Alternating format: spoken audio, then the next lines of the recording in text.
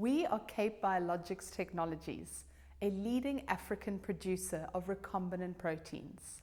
We produce these proteins in Nicotiana benthamiana plants by turning them into mini bioreactors. As we like to say, we do it in plants. The plant-based platform is flexible, cost-effective and scalable, and doesn't make use of any animals or animal products.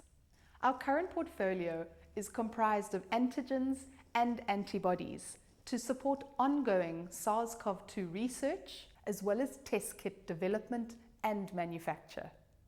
The nucleocapsid protein, or N protein, is closely associated with the viral RNA on the interior of the virus. This is an important structural protein involved in viral self-assembly and replication.